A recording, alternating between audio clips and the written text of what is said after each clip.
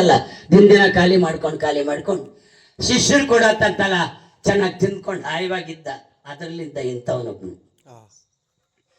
ನಮ್ಮ ಗುರುಗಳಿಗೆ ಬರೋ ಸಂಬಳ 50 ರೂಪಾಯಿ ಬರ್ಲಿ, ಅವಾಗಿನ ಸಂಬಳ ಅಷ್ಟೇನೆ.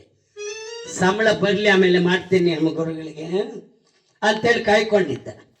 ಸಂಬಳ ಬಂದೈತೆ ಗುರುಗಳಿಗೆ 50 ರೂಪಾಯಿ ನೋಡ್ದ, ತಕೊಂಡು ಸ್ಕೂಲ್ ಬಿಟ್ಟು ಗುರುಗಳು ಹೋಗ್ತಾವ್ರೆ. ಅವ್ರಿಗೆ ಮುಂದೆ ಹೋಗಿ ದಾರಿ ಅಲ್ಲವನು, ಮುಂದೆನೋ ಹೋಗ್ಯವನು. ಮೇಷ್ಟ್ರು ಬರ್ತಾ ಇದ್ರು. ನಮಸ್ತೆ ಸರ್ ಅಂತ. ಏನೋ ಸಮಾಚಾರ? ಏನು ಇಲ್ಲ ಸರ್. ಯಾಕೆ ಅಳ್ತೀಯ? ಏನು ಇಲ್ಲ ಸರ್. ಬಾರೋ ಇಲ್ಲಿ. ಯಾಕೆ ಅಳ್ತಾ ಇದೆಯಾ? ಸರ್, ನನ್ನ ಸ್ನೇಹಿತರು ಸ್ಕೂಲಾಗ ನೀವು ಕೇಳಿದ್ದೆಲ್ಲ ತಂದು ಕೊಟ್ಟಿದ್ದಾರ, ನಾನೇನು ತಂದು ಕೊಡಿಲ್ಲ ಸರ್ ನಿಮಗೆ. ಮೇಷ್ಟ್ರು ಬಬ್ಲೇ, ನೀನೇನು ತಂದು ಕೊಡ್ಬೇಡ, ಹೋಗು.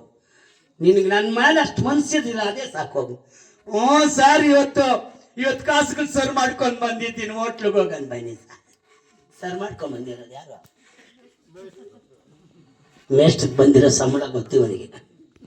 ಲೇ ಬೇಡ ಹೋಗ. ಹೌದಾ ಸರ್, ಇವತ್ತು ಬನ್ನಿ ಸರ್ ಹೋಗೋಣ.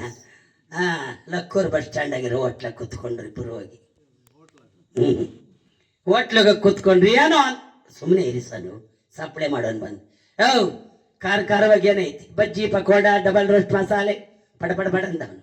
ಸಾರ್ ನೀವೇನು ತಗೊಂಡು ಲೇ ಅದಲ್ಲ ಈಗ ಸಾರ್, ನಾವು ದಿವಸ ಏನಕ್ಕೆ ಬರ್ತೀವಿಲ್ಲ ಲಕ್ಕೂರ್ಗೆ ಅಟ್ಕೆ ಬಂದ್ರು ಹೋಟ್ಲಿಗೆ ಹೆಂಗೆ ಬರ್ತೀವಿ? ಏನಾರು ತಗೊಳ್ಳಿ ಸಾರ್, ನಾನು ಸಪ್ಲೈ ಮಾಡೋನ್ ಬಂದೆ. ಬರ ಇಲ್ಲಿ ಡಬಲ್ ರೋಸ್ಟ್ ಮಸಾಲೆ ಆಯ್ತಾ? ಆಯ್ತಾ ಸ್ವಾಮಿ. ನಮ್ಮ ಗುರುಗಳಿಗೆ 2 ಕೊಡು ಡಬಲ್ ರೋಸ್ಟ್ ಮಸಾಲೆ. ಅವ್ರಿಗೆ 2 ಕೊಡು, ನನಗೂ 2 ತತ್ತ. ಗುರುಗಳಿಗೆ 2, ಶಿಷ್ಯನಿಗೆ 4. ಹೋಟ್ಲಲ್ಲಿ ಏನೇನಾಯ್ತು? ಎರಡೆರಡೇ ಖಾಲಿ ಮಾಡ್ತಾವ್ರೆ. ಮೇಷ್ಟ್ರು ಶಿಷ್ಯ ಏನೋ ಇವತ್ತು ಇಷ್ಟು ಸಂತೋಷವಾಗಿ ಕೊಡಿಸ್ತಾ ಇದ್ದೀಯಾ ಅಂದ್ರು. ಶಿಷ್ಯ ಏನಂತ, ನಂದೇನಿಲ್ಲ ಸರ್, ಎಲ್ಲ ನಿಮ್ಮದೇ. ಏನು ಅಂತಾನೆ ಬಿಡು ಅಂತೇಳಿ ಶಿಷ್ಯನ ಏನೋ ಅಂತಾನೆ ಬಿಡು ಅಂತ ಸುಮ್ಮನೆ ಆದ್ರು. ತಿಂದಿದ್ದಾಯ್ತಲ್ಲ. ಆಮೇಲೆ ಇವನ್ ಬಂದ, ಬಿಲ್ಲಕ್ಕ ಕೊಟ್ಟ. ಬಂದವ್ರಿ ಮಂದಿ ಕುತ್ಕೊಂಡ್ಬಿಟ್ರೆ ಹಾಕ್ಲ ಸ್ವಾಮಿ ಬಿಲ್ಲು ಹಾಕಪ್ಪ. 49 ರೂಪಾಯಿ 90 ಪೈಸಾ. ಇನ್ನಿರೋದಿಲ್ಲ ಸ್ವಾಮಿ 10 ಪೈಸಾ. 10 ಪೈಸಾ ಮೇಲ್ಸ್ರು ಬೇಡ ಅಂದೆ. ಅಯ್ಯ ನಡಿ ಸರ್ ನೋಡಿ.